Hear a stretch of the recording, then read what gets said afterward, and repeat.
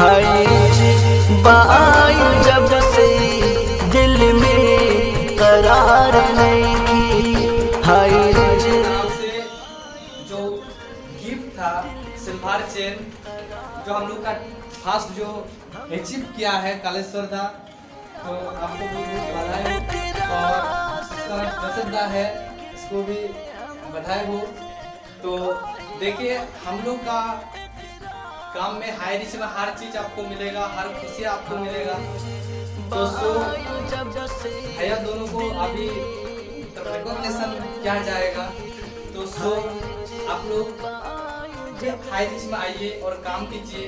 अगर किसी का कंफ्यूज है कि हाई रिच में इनकम होगा कि नहीं, इनकम मिलेगा कि नहीं, तो इनकम तो मिलेगा ही, साथ साथ हर पकड़ का आपको हम कैसे कोई हमके इकरार से प्यार नहीं की। हाय रिच बाई जब से दिल में करार नहीं की। हाय रिच बाई जब से दिल में करार नहीं की।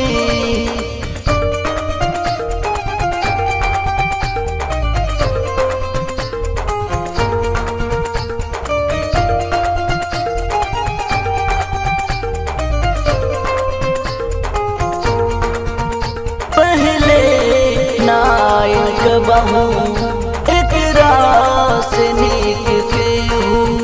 पहले नायक बहू इकरार से नीक के हूँ। जहिया से देखल बानी दिल हो गइल दीवाना। जहिया से देखल बानी दिल हो गइल दीवाना।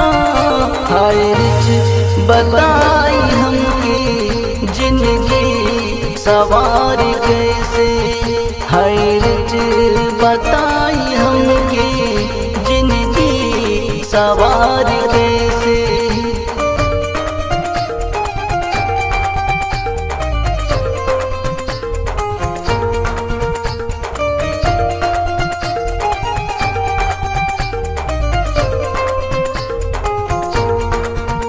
जितना बादल में सपना अब हो सबके पूरा।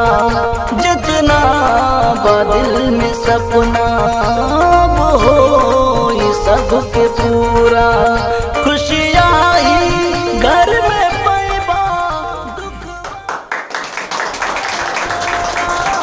खुशियाँ ही घर में पैबा दुखवा ना आई तोरा। उनका की दादा रन कांगियाकन बनार जूनियर तो दादा बुक लिया हम जूनियर अचीव करा तो चेक लिखा मन कितना खुशी नहीं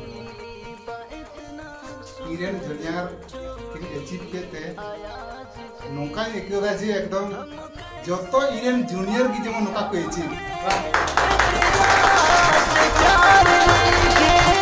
हम कैसे कोई हमके इकरार से प्यार नहीं की। हाय बाई जब से दिल में करार नहीं की। हाय बाई जब से दिल में करार नहीं